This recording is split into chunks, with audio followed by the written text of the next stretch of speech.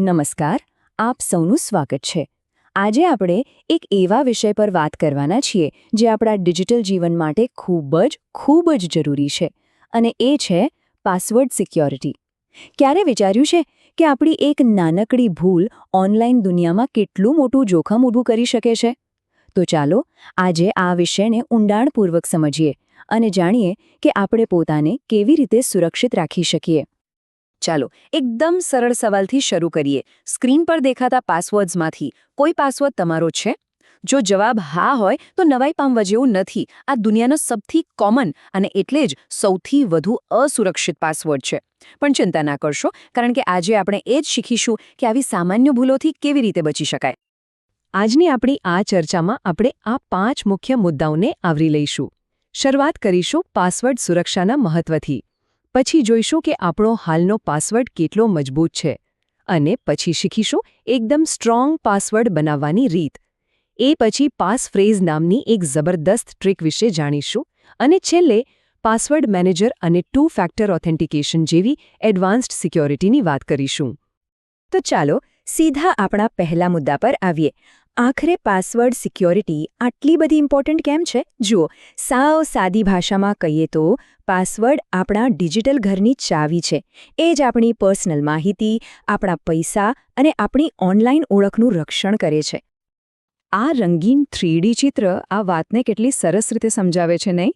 એક નબળો પાસવર્ડ બિલકુલ કાચના તાળા જેવો હોય છે. દેખાવમાં લાગે કે તાળું છે, પણ કોઈ પણ એને સહેલાઈથી તોડી શકે છે. અને બસ આ જ કારણ છે કે ડેટા ચોરી અને ઓનલાઈન ફ્રોડ જેવી ઘટનાઓ બનતી રહે છે.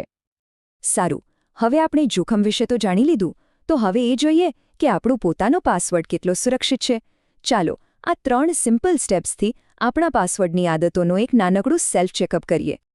પહેલી વાત, શું પાસવર્ડમાં આપણું નામ, બર્થડે કે ફોન નંબર જેવી કોઈ અંગત માહિતી છે?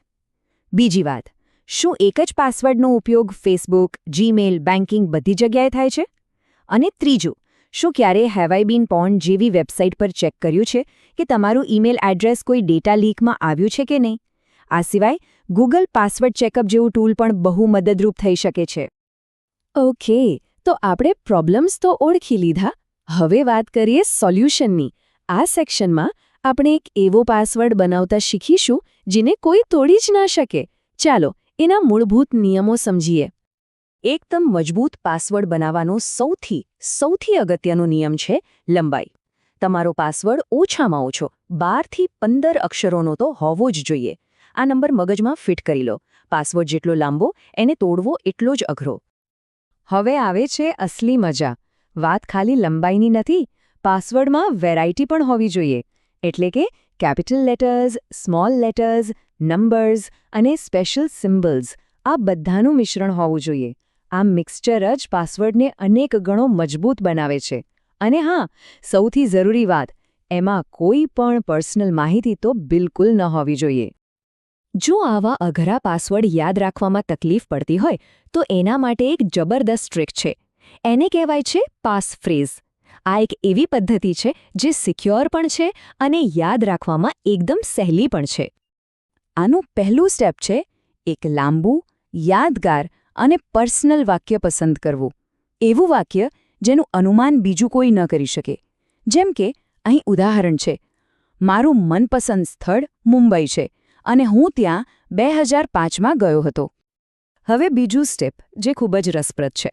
આપણે આખા વાક્યના દરેક શબ્દનો ખાલી પહેલો અક્ષર લઈશું. તો મારું મનપસંદ સ્થળ મુંબઈ છે અને હું ત્યાં 2005માં ગયો હતો માંથી બનશે મમ સમછે અહત 2005માં ગહ. આ આપણા પાસવર્ડનો એકદમ મજબૂત બેઝ બની ગયો. અને આ રહ્યું ફાઇનલ સ્ટેપ. હવે આપણે બનાવેલા બેઝમાં થોડા ટ્વિસ્ટ ઉમેરીશું. જેમ કે કેટલાક અક્ષરોને કેપિટલ કરી દઈએ, કોઈની જગ્યાએ સિમ્બોલ મૂકી દઈએ. આ રંગીન મોશન ગ્રાફિકમાં જુઓ કેટલી સરસ રીતે મમ સમ છે અહત 2005માં ઘમાંથી મમસેમ @ છે અહત 2005માં ઘ બને છે. જોયું? આ પાસવર્ડ હવે લાંબો છે, કોમ્પ્લેક્સ છે, પણ આપણને તો આખું વાક્ય યાદ છે, એટલે સહેલો છે. ચાલો આપણે એક સુપર સ્ટ્રોંગ પાસવર્ડ તો બનાવી લીધું, પણ શું આટલું પૂરતું હે? ના. સાચી અને સંપૂર્ણ સુરક્ષા માટે આપણે હજી એક ડગલું આગળ વધવું પડશે. ચાલો જોઈએ કે આપણા ઓનલાઈન એકાઉન્ટ્સને કેવી રીતે અભેદ્ય બનાવી શકાય. અહીંયા સૌથી અગત્યનો નિયમ છે, ક્યારેય પણ એક જ પાસવર્ડ બીજી વાર ન વાપરવો. જો દરેક એકાઉન્ટ માટે અલગ પાસવર્ડ હોય તો એનો ફાયદો એ છે કે જો કોઈ એક વેબસાઇટ હેક થાય તો પણ આપણા બાકીના બધા એકાઉન્ટ્સ એકદમ સુરક્ષિત રહે છે. પણ સવાલ એ છે કે આટલા બધા અલગ અલગ અને અઘરા પાસવર્ડ યાદ કોણ રાખશે? જવાબ છે આપણે નહીં. એના માટે જ તો પાસવર્ડ મેનેજર બન્યા છે. OnePassword, LastPass કે Bitwarden જેવી એપ્સ આપણા બધા જ પાસવર્ડ્સને એકદમ સુરક્ષિત રીતે સાચવી રાખે છે. આપણે બસ એક જ માસ્ટર પાસવર્ડ યાદ રાખવાનો હોય છે. અને છેલ્લે સિક્યોરિટીનો બ્રહ્માસ્ત્ર એટલે કે ટુ ફેક્ટર ઓથેન્ટિકેશન, જેને આપણે 2FA કહીએ છીએ. આને તમે તમારા લોગિન પર લગાવેલું બીજું તાળું સમજી શકો છો. મતલબ કોઈને તમારું પાસવર્ડ મળી જાય તો પણ તમારા ફોન પર આવેલા કોડ વગર એ લોગિન કરી જ ન શકે.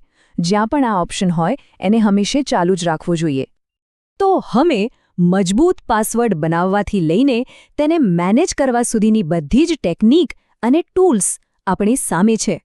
હવે સવાલ માત્ર એટલો જ છે કે શું આપણે આપણા ડિજિટલ જીવનને સુરક્ષિત બનાવવા માટે આજે જ પહેલું પગલું ભરવા તૈયાર છીએ? આના પર વિચાર જરૂર કરજો, કારણ કે અંતે તો આપણી સુરક્ષા આપણા જ હાથમાં છે.